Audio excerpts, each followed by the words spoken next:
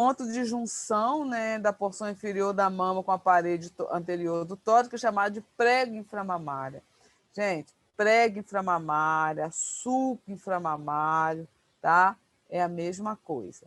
O que eu posso dizer para vocês que isso aqui é importantíssimo, porque essa área da mama, da prega inframamária, a gente já chama de área cega. Então, se eu não pego bem, se eu não posiciono bem, eu posso esconder um câncer ali, tá?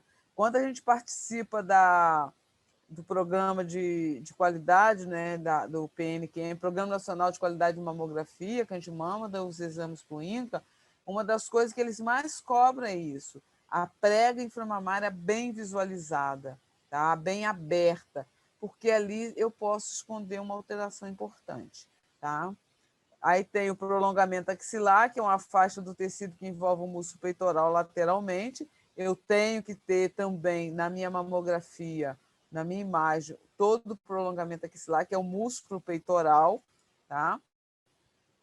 Então, o músculo peitoral ele está aqui, ó, bem nessa região da axila. Aí aqui você está vendo o prolongamento axilar. Quando eu faço a incidência em crânio caudal, que eu comprimo de cima para baixo, então é essa região do quadrante lateral, a região mais próxima da axila. A prega inframamária, gente, ó, é bem aqui embaixo, tá? Eu tenho que posicionar bem, porque é o final da mama e o início aqui do abdômen, tá? Do músculo aqui embaixo. Então, eu tenho que ter um bom posicionamento, uma boa tração para eu poder pegar toda a mama, tá? Que já é uma parte bem complicada de ser visualizada. Então, a mama, ela transversalmente, né, ela está próxima ao externo, né, mais lateral do externo até a linha axilar média. Verticalmente, ela está entre a segunda e a sexta costela. Pequena porção estende ao longo da borda lateral do músculo peitoral maior até a axila, processo axilar da mama ou cauda de Spencer, que é essa região proeminente que tem mais próxima à axila. Então, quando eu faço uma mamografia, eu faço uma crânio-caudal, né, que é a primeira incidência do exame da mamografia, eu tenho que pegar o quadrante medial, que é esse quadrante interno, aqui próximo ao músculo ao externo, e tenho que pegar o quadrante lateral, que é próximo à axila. Eu tenho que tracionar o máximo possível. Algumas pacientes eu tenho que fazer uma incidência complementar, porque a pessoa ainda tem bastante tecido glandular na cauda da mama, nessa região aqui da cauda de Spencer, tá? Então, a gente vai falar bastante nisso mais para frente, lá na aula de posicionamento, tá? Então, tá aqui, ó, a linha axilar média, então está aqui essa região, tá? O processo axilar, o cauda de Spencer aqui, ó, que é o final da mama próximo à axila, e aqui a mama está entre a segunda e a sexta costela, tá? E aqui está o externo. Então, o quadrante medial ele fica mais próximo ao externo, o quadrante lateral mais próximo à axila, tá? 2/3 da mama, né, ele está sobre o músculo peitoral, é a fáscia do músculo peitoral, fáscia peitoral, que cobre todo o músculo peitoral maior, 1/3 da fáscia, na fáscia do músculo serrátil anterior, e entre a mama e a fáscia peitoral encontramos espaço retromamário, tá? Que é constituído de tecido conjuntivo frouxo e gordura. Quando eu faço a mamografia, mais ou menos 30% a 40% dos exames que a gente faz, a gente tem que pegar o músculo peitoral. Mas quando eu não pego o músculo peitoral pela anatomia, né, da paciente, eu tenho que ter a gordura retromamária, tá? Que é o final da mama, que já está bem próximo ao músculo peitoral. Aí eu vou ter certeza que o exame, que a mama está toda ali. Tá aí o sulco inframamário, intermamário, que é onde eu mostrei para vocês. Então, tá aqui, ó. Então, tá o espaço retromamário, ó.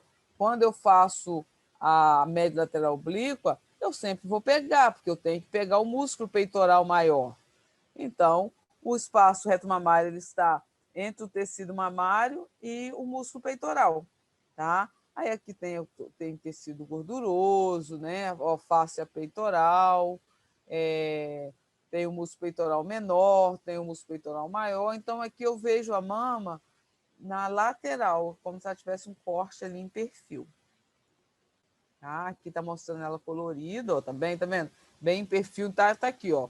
O suco inframamário, a prega inframamário, o suco inframamário, o ângulo inframamário é a mesma coisa, tá?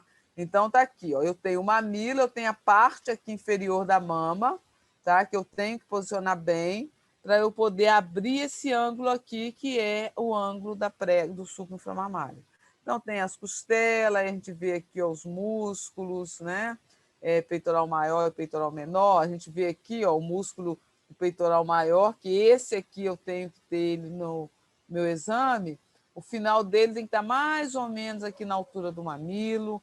Então, tem a pele, tem as glândulas mamárias, tá vendo? Tem o tecido gorduroso, então tem aqui as glândulas, tem os ductos, né? Tem toda a formação aqui onde forma o leite e por onde eles se encontram aqui, eles chegam até o mamilo. Então, aqui a gente está vendo mais uma foto, tá? Essas fotos aqui são do livro da Nancy. Então, tá aqui a gente olhando a mama de frente, tá? Então, músculo peitoral maior, que é esse próximo à axila, a areola, a papila, né, o mamilo, e as glândulas areolares, que são aquelas glândulas que lubrificam o mamilo, a areola e o mamilo. E vista de lado, tá? O músculo peitoral maior está aqui, então o mamilo, a papila, a areola, tá? E o músculo serrático, esse músculo aqui próximo ao abdômen. Então, desenvolvimento glandular, né? Na puberdade, desenvolvimento glandular e disposição de gordura. Ductos lactíferos, eles originam-se de 15 a 20 lóbulos do tecido glandular. Às vezes, a pessoa vai na clínica para fazer uma punção, tem um cisto. Então, é porque os cistos geralmente são os ductos, né, que são preenchidos, se enchem com o líquido do próprio organismo. Então, a gente tem de 15 a 20 chances de ter um cisto, porque é a quantidade de ductos, né? Cada lóbulo é drenado por um ducto lactífero que se abre na papila mamária. Cada ducto possui uma dilatação, que são os seios lactíferos, acúmulo de leite na amamentação. Então, tem as areolas, que a gente já falou, né, que são onde tem essas glândulas que lubrificam, né, as areolas de um mamilo, né, ou as papilas mamárias, fibras musculares lisas em círculos, em local de circunfluência dos seios lactíferos, onde se junta ali para a saída do leite. Os alvéolos, que secretam leite sob estímulo hormonal, e estão dispostos em caixa no interior dos lóbulos mamários. Então, está aqui, ó, os alvéolos, a gente olha, parece mesmo um cachinho de uva, então o alvéolo são essas bolinhas, né? Os ductos lactíferos, a gente vê ó, que eles estão aqui, né? São todos esses canaizinhos aqui, né? Como se fossem uns caninhos, né? Onde o leite é formado nos alvéolos, né? Aí se forma aqui, onde tem os seios lactíferos, então todo o leite formado aqui atrás, eles se juntam aqui nesses seios lactíferos e saem aqui pelo mamilo. Tá? Aqui a mesma foto a gente está vendo aqui agora ela colorida, então tem o tecido gorduroso, né? Os lóbulos, né? Que aqui a gente está vendo, né? Os alvéolos, os lóbulos da glândula mamária em repouso, os lóbulos da glândula mamária da lactação, os ductos lactíferos, por onde o leite fica armazenado ali e sai durante a amamentação. Então, assim, é bem interessante porque ele não começa na frente, né? Tudo espalhado aqui atrás e depois ele se junta ali através dos ductos lactíferos. Aqui está mostrando, né, o ducto mamário, então, aqui, ó, a dilatação do ducto principal. Vendo? Aqui, ó, o 3, mamila ou papila, o ducto principal, então aqui ó, é por onde vem o leite.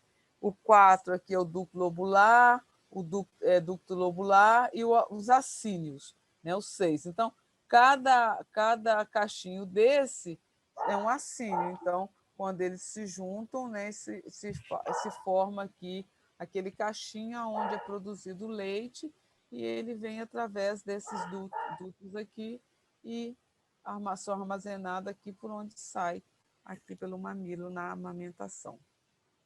Tá? A sina ovério mamário é o ponto de origem do ductus lobular, onde encontram-se as células secretoras de leite. Então, está aqui, né, o acínio ou alvéolos, então, estão vendo aqui em tamanho aumentados, né? Então, está aqui o ductus, as células musculares e as células secretoras de leite. Então, eles vêm para fazer essa secreção do leite aqui. Então, o suprimento arterial da mama se faz por 3 vias principais: medial, lateral e posterior, né? A medial é o ramos intercostais anterior da artéria torácica interna, a artéria subclávia, lateral, a artéria axilar, e a posterior, inferior, artérias intercostais posterior e ramos da parte torácica da aorta no segundo, terceiro e quarto espaço intercostais. Então, está aqui. Então, aqui ó, a gente vê a subclávia, né? A gente observa a mama aqui, ó, então tem aqui o externo, aqui a parte axilar. Então, a mama ela é toda nutrida, né? Vamos dizer assim.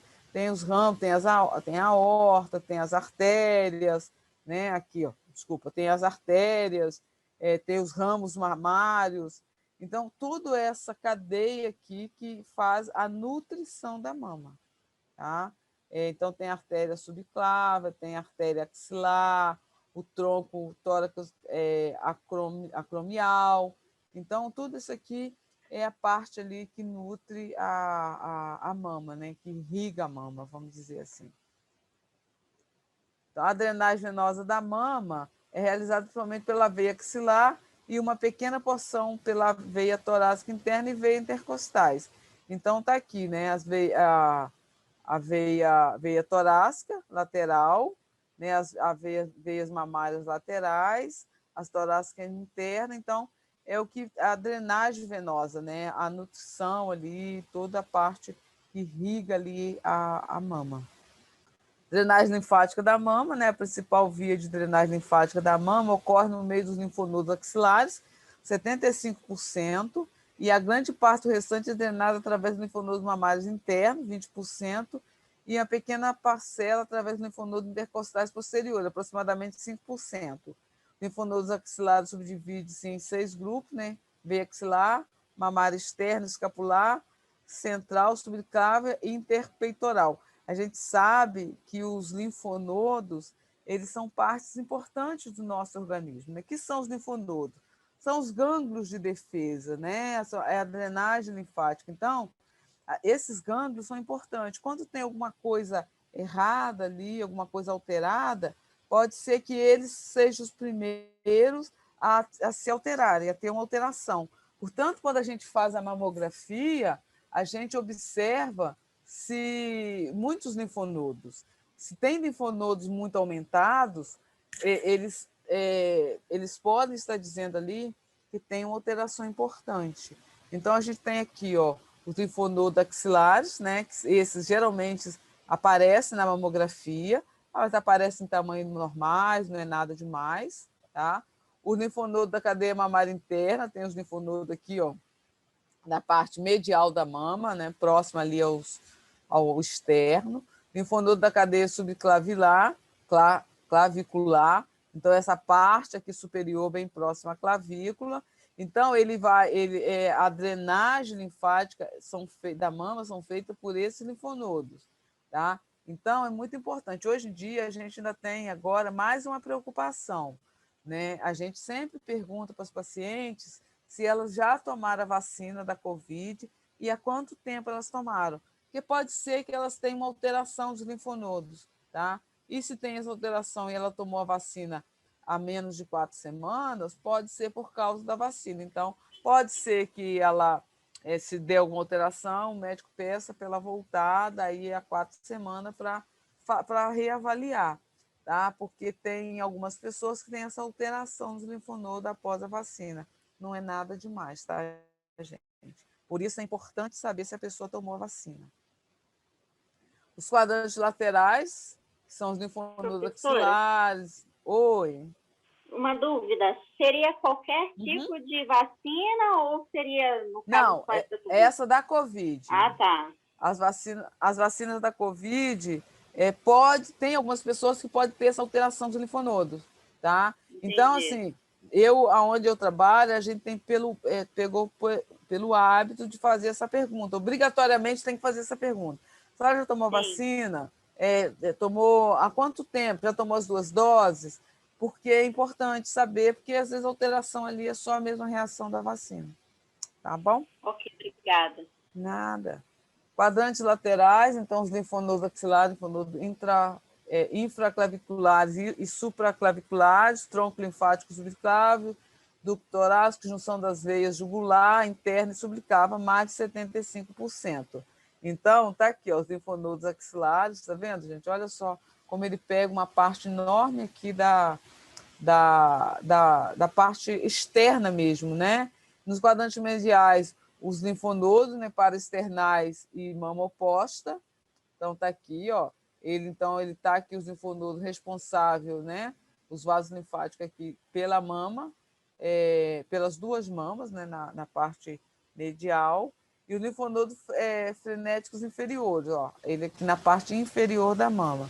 Então, os linfonodos, eles são os gânglios de defesa.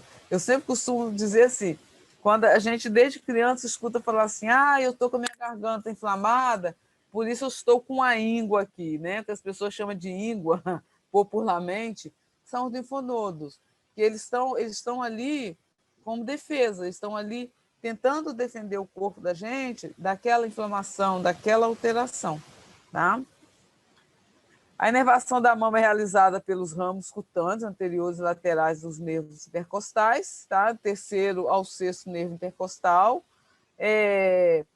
ao ramos supraclaviculares do plexo cervical, que inerva a parte da pele dos quadrantes superiores, tem o nervo peitoral lateral e medial, né, que inerva essa parte da mama, né, os músculos peitoral maior e o menor, né, que então são responsáveis por inervarem essa parte essa região da mama, né? O nervo tóraco dorsal, que inerva o músculo glande dorsal e acompanha os vasos tóracos dorsais, e o nervo torácico longo, inerva o músculo serrátil anterior. Então, está aqui, gente. A foto sempre ela acaba traduzindo melhor. Então, está aqui, ó, a veia axilar, a subclávia, a subescapular, né? Está aqui próximo à escápula, o tóraco dorsal, né? Que é a região dorsal, a artéria axilar, então que a gente observa ela aqui, e o nervo torácico, nervo peitoral medial e lateral. Então, essa aqui são a parte que inerva toda a parte de inervação da mama. Então, vocês veem, a mama é uma área bem irrigada, é uma área bem protegida ali. Por isso, quando tem qualquer alteração, os linfonodos eles são responsáveis para, às vezes, ele mostrar primeiro do que a gente observa na própria pessoa. As mamas densas, por exemplo, às vezes a gente consegue observar a alteração mais ali nos linfonodos. E às vezes as pessoas vão fazer a mamografia porque elas têm uma alteração nos linfonodos, né? Elas têm uma alteração ali que pode, às vezes, até uma alteração palpável mesmo, né? Então, a gente tem que prestar atenção quando o paciente fala em relação à área palpável na axila, que às vezes aquele linfonodo ali já está sugerindo uma atenção maior para aquela mama, tá? Então, nunca subestime o que a paciente fala, sempre presta atenção nisso, tá bom? Tudo bem, gente? Até aí, alguma pergunta? Eu sei que essa parte é mais cansativazinha, mas aí a gente começa agora, basicamente, a falar da nossa profissão mesmo, tá? Então, aqui tem a classificação, o tipo de mama, tá? O padrão mamário, tá? O que está lá, o médico vai dar o laudo, ele vai classificar aquele tipo de mama de acordo com o que ele está vendo ali na imagem. Então, as mamas densas, né, as mamas extremamente densas, são geralmente pessoas mais jovens, pessoas que ainda não engravidaram, Pessoas que têm até 30 anos de idade, geralmente as mamas são muito densas. Por isso, não é aconselhável fazer a mamografia de rastreio nessas pacientes muito jovens. O que eu falo mamografia de rastreio, né? Que geralmente faz após os 40 anos. Mas pode ser que uma pessoa com menos idade precise fazer a mamografia. Mas aí ela tem que ter uma indicação para fazer essa mamografia quando mais jovem, porque são mamas mais difíceis. Às vezes a pessoa faz uma ultrassonografia e o médico vê uma alteração importante na ultrassonografia. Aí ele quer saber se aquela mama tem alguma calcificação, tem alguma outra alteração que vai ser visualizada na mamografia. Por isso que às vezes você pega uma pessoa mais jovem, mas como rastreio não é, você não vai ter essas pessoas com menos de 40 anos, tá? Então, mulheres com idade pós-puberdade, até mais ou menos 30 anos, mulheres que nunca deram à luz, ou seja, mesmo que engravidaram, mas não levaram a gravidez a termo, né? Não teve.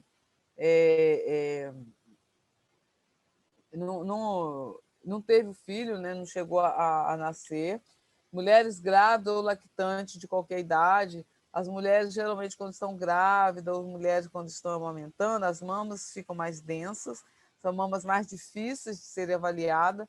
Às vezes a paciente está amamentando há pouco tempo, mas quer fazer a mamografia e às vezes fica muito difícil de visualizar, de fazer. Então, geralmente, espera passar o período de amamentação para poder fazer a mamografia, tá?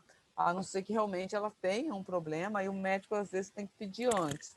Às vezes pede a mamografia de uma mulher grávida, porque às vezes ela tem uma suspeita, ela tem uma alteração importante, aí precisa fazer a mamografia. Aí a gente tem que proteger, né, o abdômen daquela paciente para poder fazer o exame, tá? Então, esse tipo de mama tem um desconforto maior na hora da compressão ao realizar a mamografia. Geralmente, as pessoas mais jovens, pessoas com mamas mais densas, têm as mamas mais sensíveis à mamografia, tá? Então, a gente tem que fazer com mais cuidado, ter mais paciência mesmo com essas pacientes. Essa é uma mama extremamente densa, tá vendo? A gente vê muito tecido branco, a gente vê que basicamente o tecido glandular, tá? Então, é o tipo da paciente que a gente acaba fazendo complemento, porque ó, ela ainda tem tecido aqui na cauda da mama. Aqui, ó, é a mama, é o crânio caudal direito, aqui é o crânio caudal esquerdo.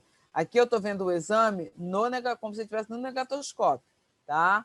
Então, o que está aqui em cima na foto é o quadrante lateral, tá? O quadrante próximo à axila. O que está aqui embaixo na foto é o quadrante medial, próximo ao externo. Então, aqui tem a mama direita, aqui está dividido. Tem a mama esquerda, crânio caudal, o exame feito a compressão de cima para baixo. Então, o que está aqui em cima é o quadrante lateral, quadrante próximo à axila. O que está aqui embaixo é o quadrante medial próximo ao externo. Aqui é a média lateral oblíqua, direita e esquerda. Então, aqui eu tenho o músculo peitoral, aqui eu tenho todo o tecido glandular. Tá vendo? O músculo peitoral ele quase se perde aqui com o tecido glandular. Tem aqui a prega inframamária, ela é pequenininha, mas está aqui. O ideal é a gente pegar maior, tá? Então, esse tipo de mama são as mamas mais difíceis, tanto para a gente posicionar, quanto para o médico avaliar, tá? As mamas heterogeneamente densas, que são a maioria dos exames que a gente faz ao longo do dia, a gente faz as mamas heterogeneamente densas, que são pessoas que têm tecido fibroglandular, que ainda tem tecido denso, e são pessoas que ainda têm tecido, já têm tecido gorduroso. Então, geralmente, é aquelas mamas que têm 50% de tecido fibroglandular, 50% de tecido gorduroso, tá? Então, a gente chama de mama heterogeneamente densas, né? Aquelas mamas que o que vai me chamar a atenção ali é que ela tem esses dois tipos de tecido, tá? Várias gestações podem acelerar, né, essa mudança, né, essa substituição de tecido glandular para tecido gorduroso, tá, para tecido adiposo. A imagem na mamografia, esse tipo de mama produz um contraste muito melhor e requer exposição menor que a fibra glandular. Então, as mamas que já têm tecido gorduroso acaba tendo uma exposição de raio-x menor, tá?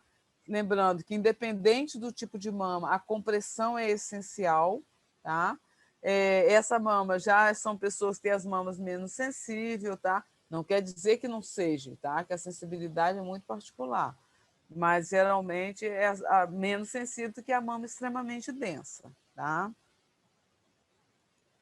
Então, tá aqui, ó. Quando a gente fala de mama heterogeneamente densa, a gente olha, vê o tecido gorduroso e vê o tecido fibroglandular. Então, aqui está a mama crânio-caudal direita, a mama esquerda até pegou mais músculo peitoral do que a direita pegou um pouquinho.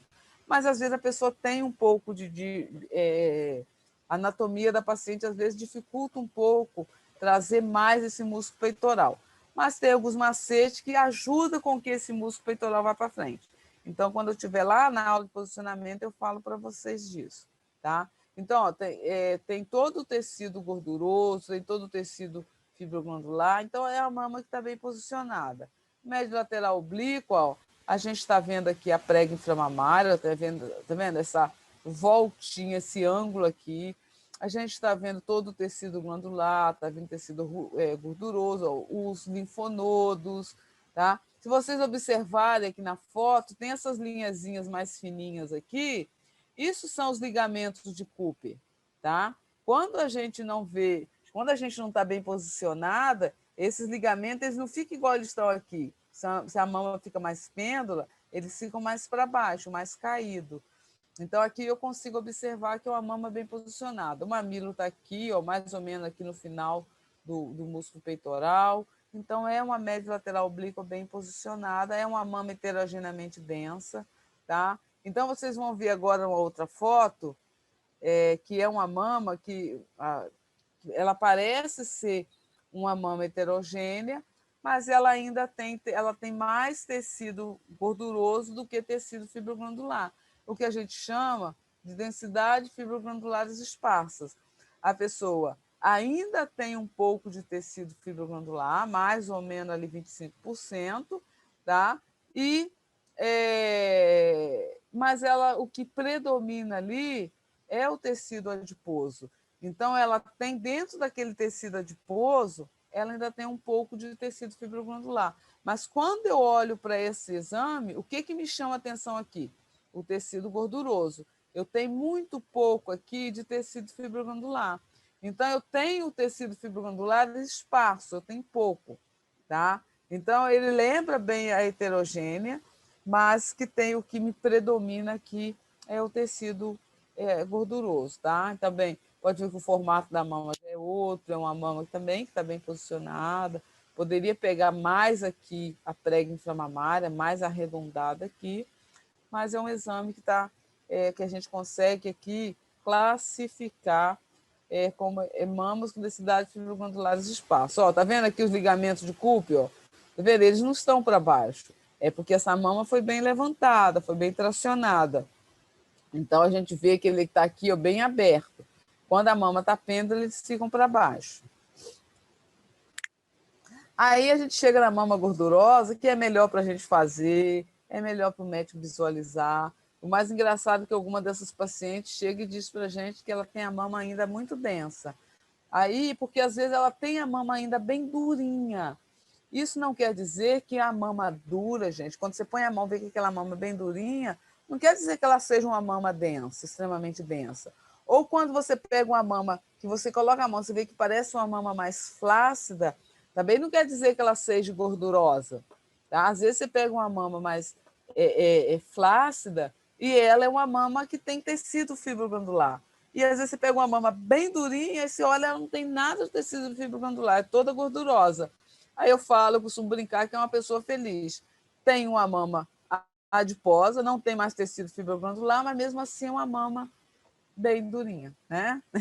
Então, essa mama ela já foi totalmente substituída por tecido gorduroso, tá? Geralmente, as crianças e os homens, as mamas são adiposas, são gordurosas. A exposição para a gente fazer esse tipo de mama é mais baixa, tá? Não, mesmo quando o aparelho é automático, vocês vão observar que a técnica é uma técnica mais baixa, a exposição é mais baixa. Então, tá aqui, gente. É o tipo de mama que a gente, se tiver um foco de calcificação, se tiver um nódulo, se tiver uma assimetria, a gente vai ver logo, porque é um exame que não tem nenhum tecido fibroglandular. E vocês observam aqui, ó, é um exame que está bem posicionado, tem músculo peitoral, ó, a gente consegue ver todos os ligamentos, ver vaso, tá vendo? A gente vê os vasos aqui, ó, a gente vê os ligamentos, essas linhazinhas mais fininhas. Mesmo sendo uma mama gordurosa, pode ver que a mama não está caída, porque ela conseguiu ser bem posicionada, conseguiu segurar essa mama até o final da compressão. Ó, o mamilo está aqui, se eu traçar uma linha, ó, vem mais ou menos aqui na altura do finalzinho do músculo peitoral, tem um linfonodo só ali na mama esquerda. Então, o exame que está bem posicionado é uma mama de pós, uma mama que não tem nenhum tecido fibroglandular e é o melhor exame que tem para a gente fazer. Tá? Esse aqui é uma foto do livro do Birrades, né? A gente vai ter essa aula de Birrades, vocês vão entender que padronização de laudo é essa. Então, aqui essa foto eles mostram uma mama extremamente densa, a gente não consegue nem ver direito aqui o contorno, a gente só vê o tecido glandular mesmo.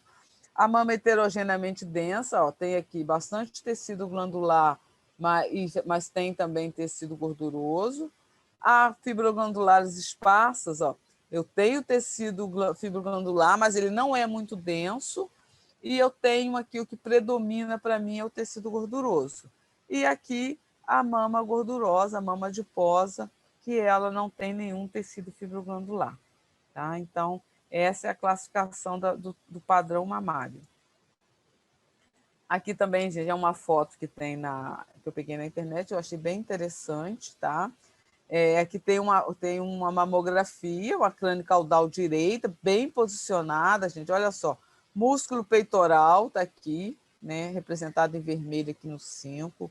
Tecido gorduroso, retromamário, ó, tecido aqui que vem antes do músculo e vem atrás do tecido fibroglandular. O 3 aqui, ó, que é esse tecido aqui, o fibroglandular, tá vendo? Que tem tecido glandular aqui.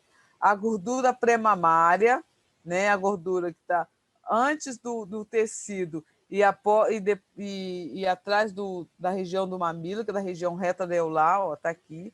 E o mamilo, tá? Então, é uma mama bem posicionada e aqui tem esse esquema para vocês observarem cada tipo de tecido. Então, eu acho essa foto bem interessante por isso. Você consegue visualizar aqui cada tipo de tecido. Ó, aqui na média lateral oblíqua, então está mostrando aqui o mamilo, né? Bem perfilado, bem direitinho. A gordura pré-mamária, tá vendo? Antes do tecido fibroglandular. O tecido fibroglandular, o parênquima mamário fibroglandular, né? Que é o tecido mais denso. Isso é uma mama heterogeneamente densa, então ela tem todos os tipos de tecido. Aqui está mostrando um nódulo, né, bem circunscrito, bem bonitinho, né, bem redondinho. Está mostrando ele aqui. A gordura retromamária, que ela vem atrás do tecido fibroglandular, né, e esse nódulo está dentro desse tecido retromamário. O músculo peitoral, que aqui ele está até pequenininho, tá? Músculo peitoral maior, tá? Que está aqui o 6. E o músculo peitoral menor. Esse músculo peitoral menor, a gente procura não deixar ele entrar muito quando a gente faz a incidência de rotina, tá? Porque às vezes ele atrapalha a compressão aqui do tecido mamário. Mas às vezes, devido à anatomia, às vezes pessoas que fazem muita atividade física, dependendo do trabalho que a pessoa faz, às vezes ele acaba aparecendo. E aqui embaixo, gente, ó, que não está aqui, tem a prega inframamária, tá vendo? Tem aqui, ó, ela redondinha aqui, ó. Se vocês observarem aqui, os ligamentos de Cooper também estão certinho, tá? Só ficou uma dobrinha, uma pequena dobrinha aqui nessa prega inframamária, mas isso aqui é fácil de tirar. Geralmente, como a pele é bem fininha, ela fica muito encostada ali no buque e às vezes ela pode dobrar um pouquinho. Então, na época lá que eu for dar aula para vocês de posicionamento, eu falo sobre isso. A gente tem que conhecer os quadrantes, tá? O método de localização. Eu tenho que saber o que é quadrante lateral, o que é quadrante medial, tá? O que é quadrante superior. Então, aqui, ó, QSL, quadrante superior lateral. QSM, quadrante superior medial. Então, está aqui, ó, quadrante superior medial, que é o que é interno, quadrante superior lateral, que é externo. Quadrante inferior medial, que é o quadrante próximo ao externo, na parte interna da mama, e o quadrante inferior lateral, ele é próximo à axila, na região inferior. Então, a mama é dividida aqui em 4. Então, o que está do mamilo para o externo, né, para o osso externo, do mamilo para o interno é quadrante medial, o que está do mamilo para externo, para a parte da axila, é o quadrante lateral. Tá? Vamos de novo. Traça a linha no meio, divide a mama no meio. O que está da região interna da mama, próxima a outra mama, é quadrante medial. O que está próximo à axila, mais próximo ao braço, é o quadrante lateral, tá? E é superior ou inferior. Se eu traço, né, a linha dividindo a parte superior da mama e parte inferior, tá? O que realmente me diz se uma alteração está superior ou inferior é o perfil. É quando eu faço um posicionamento com um aparelho angulado em 90 graus. Tá? Então, eu tenho que conhecer o método de quadrante, de localização, para eu saber aonde está a alteração. Às vezes é uma paciente que só fez a ultrassonografia, aí vem dizendo que ela tem um nódulo no quadrante superior medial. Então, eu tenho que saber que é no quadrante interno, na parte interna da mama, na parte superior. Então, isso é uma coisa que vocês devem ter lá direitinho, tá? Então, está aqui, uma crânio caudal esquerda, uma média lateral oblíqua esquerda. Então, tracei a linha aqui, ó, quadrante lateral. Então, o que está na parte superior da foto é o quadrante lateral, o quadrante mais próximo da axila. O que está aqui na parte inferior da foto é o quadrante medial, mais próximo ao osso externo. Tá? A média lateral oblíqua, a gente traça aqui um ângulo mais ou menos 45 graus, e o que está abaixo é o quadrante inferior, o que está acima dessa linha é o quadrante superior. Quando eu faço um exame que tem uma alteração aqui, né, se eu fizer um V aqui, ó, né, eu pego aqui, traço uma linha para cá e outra linha para cá, o que está dentro dessa linha, eu só vou ter certeza se ele está superior ou se ele está inferior, se eu fizer um perfil, tá? Mas a gente vai falar disso na aula de posicionamento. A gente tem o quadrante de localização, né, de método de quadrante, e a gente tem um método de relógio. Tá? O método de relógio é mais usado para laudo de ultrassonografia, tá? Mas, de acordo com essa padronização lá do BIRADS, quando o médico faz ultrassom, ele tem que colocar a quantas horas está o nódulo, por exemplo, e qual quadrante. Então, a gente acaba usando mais o método de localização de quadrante do que o de relógio. Deixa eu mostrar na foto que vocês vão entender melhor. Então, o que eu tenho aqui, a 9 horas da mama direita, é a união dos quadrantes laterais, união dos quadrantes externos da mama direita. O que eu tenho a 9 horas da mama esquerda é o quadrante medial, a união dos quadrantes mediais da mama esquerda. Tá? O que eu tenho aqui, por exemplo, a 10 horas da mama direita, né, a 10 horas da mama direita, na mama esquerda, na mama direita quer dizer que é quadrante lateral, que é o quadrante externo. Se eu tenho as 10 horas aqui da mama esquerda, já é o quadrante medial, tá? Então, o médico geralmente ele põe os dois no ultrassom, tá? Ah, por que eu preciso saber disso? Porque se o paciente vem com laudo, um pedido dizendo que ela tem um nódulo às 10 horas ou às 11 horas da mama direita, eu tenho que saber qual localização é essa. Então, você vai seguir o sentido do relógio, o sentido horário, tá? Então, o que é externo na mama direita é interno na mama esquerda, tá bom, gente? Eu sei que é complicadinho assim, mas depois vocês vão acostumando com isso. Eu sempre falo, pode manter uma foto dessa no celular, porque às vezes a gente precisa de uma colinha, gente. Isso não tem problema nenhum na hora de trabalhar a gente ter uma colinha, tá? Então, assim, a gente é importante a gente saber por isso. Tem alguma dúvida em relação ao quadrante? Vocês querem que eu fale mais alguma coisa? Tá? Deu para entender? Eu vou falar mais disso lá na aula de posicionamento, tá? Ok, acho que até agora não deu assim, muita dúvida, não. Enrolou um pouquinho a cabeça, mas sim. até o momento não. Tá. Mas eu falo mais disso. Você vai disso. falar mais, Vou, a gente vai pegando mais. Eu acho que falando um pouco mais fica tudo certinho. Pode ter certeza. Mas mesmo que eu não fale, gente, se vocês tiverem dúvida, vamos supor que semana que vem eu vou dar outra aula, sei lá, vou dar aula eu acho que é aula de anomalia. Mas ficou uma dúvida, vocês podem perguntar lá. Não precisa perguntar só hoje, tá bom? Tá bem. Pensa aí nesse negócio do método de localização e depois vocês veem qual foi a dúvida, tá bom? Tá bom, professor. Então, aqui, ó, a gente dividindo a mama em 4 partes, observa-se a maior quantidade de ductos estão localizados no quadrante superior lateral, próximo à axila. Tá? Então, aqui, ó, 50% maior parte, né, está aqui. Aí, no quadrante interno, no quadrante medial superior, 15%. No quadrante lateral inferior, né, que é a parte próxima à axila mais inferior, abaixo daquela linha imaginária ali que a gente corta, 11%. E no quadrante medial inferior, 6%. Na região atrás do mamilo, que a gente chama de região retroareolar, né, tem 18%. Então, ó, dividindo a mama em 4 partes, observa a maior quantidade de ductos estão localizados no quadrante superior lateral. Então, aqui a gente está mostrando essa localização, tá?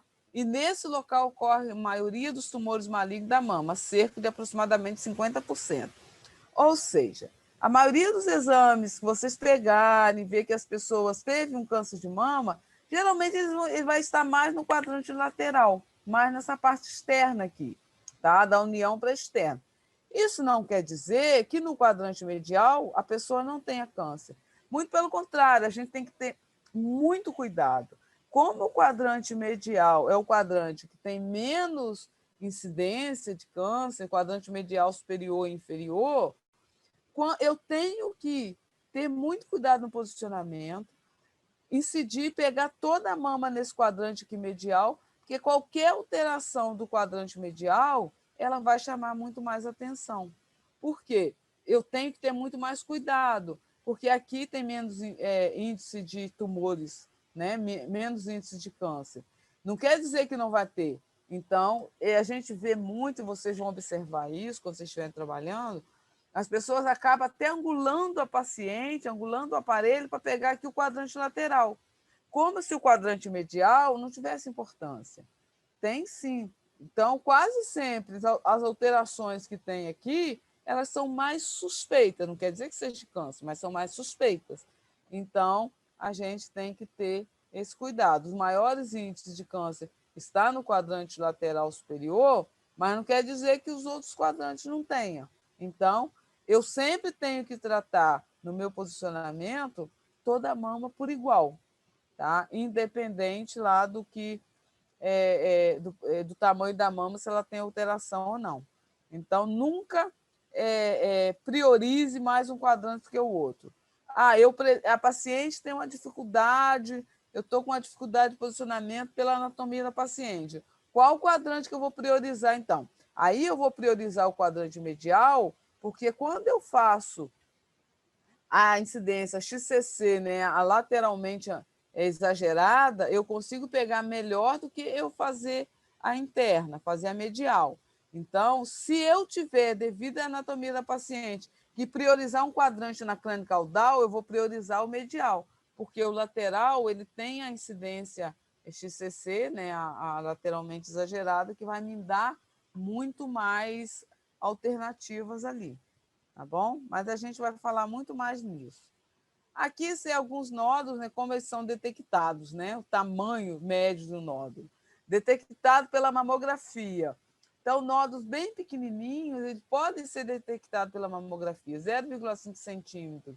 A mamografia bem feita, principalmente paciente que ainda tem tecido fibroglandular, o exame bem comprimido, para espalhar bem o tecido, eu consigo ver na mamografia um nódulo ainda em fase que ele não é palpável, em fase que o médico não detectou lá no exame clínico. Para o médico detectar no exame clínico, é acima de 1 centímetro, né? Um nódulo com 1 centímetro, às vezes o médico, na palpação, no exame clínico, ele vai conseguir detectar. O ideal é a gente detectar aqui, ó, antes de ser palpável.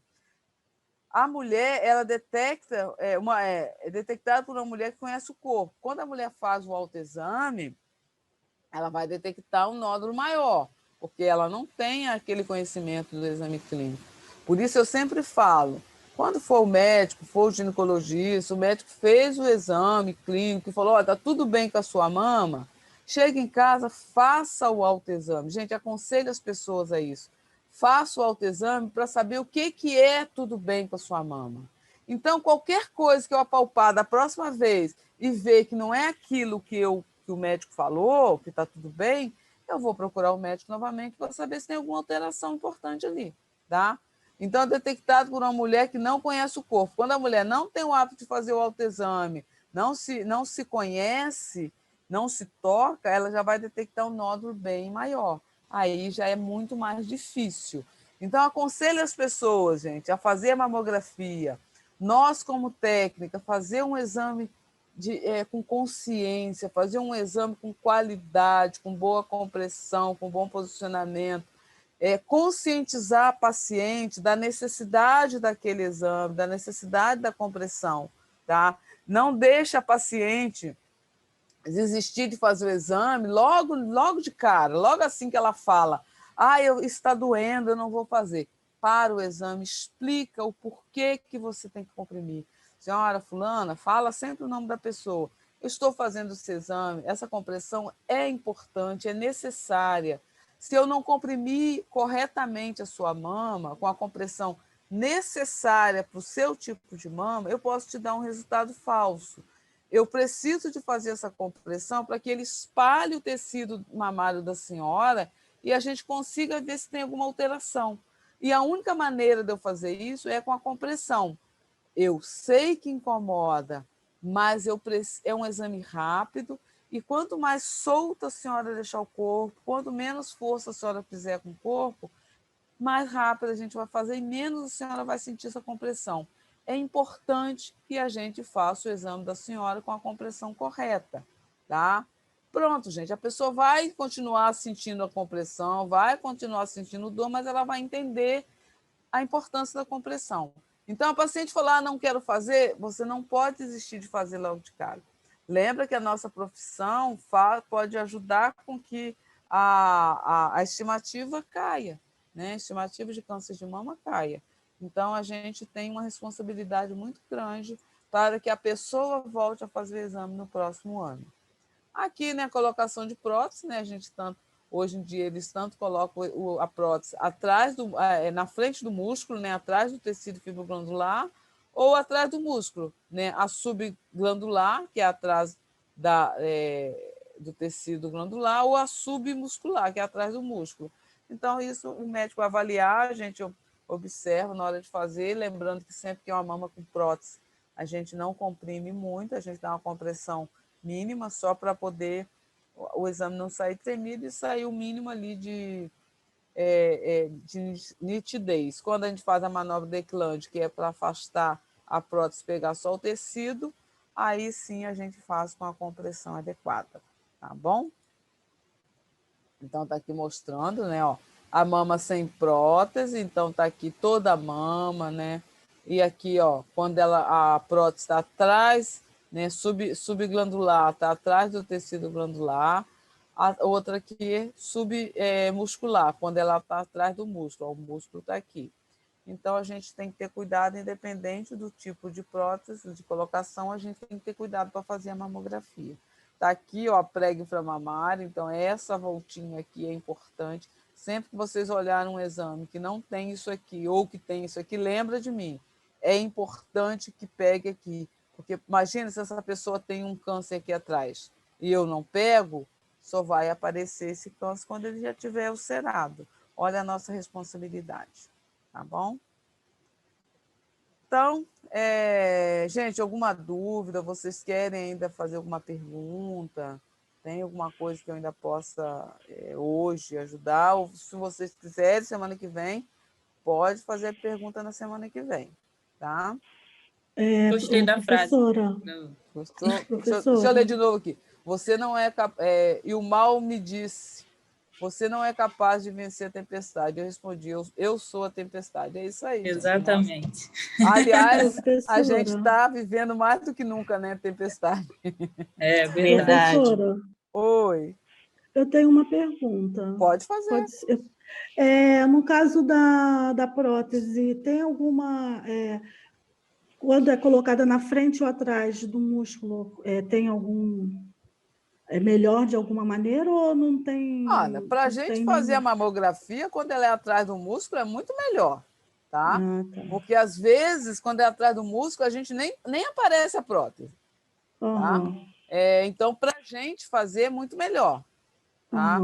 Agora, quando é na frente do músculo, né, atrás do tecido, subglandular, a gente consegue fazer, só que a gente tem que ter muito cuidado, porque a gente faz uma incidência, olha para ver ali se a técnica foi ok, se você conseguiu pegar bem. Então, assim, atrás do músculo a gente sempre vai ter menos dor de cabeça. Obrigada, professora. Porque fica mais fácil de empurrar, no caso, a prótese, seria? E, às vezes, a gente nem precisa, né, de empurrar, porque, às vezes, a gente nem consegue... Às vezes, a gente nem precisa fazer equilândia, às vezes, porque nem pega a prótese. Né? Às vezes, aí a gente tem que observar mesmo ali na hora. Tá bom? Obrigada, professora. Nada.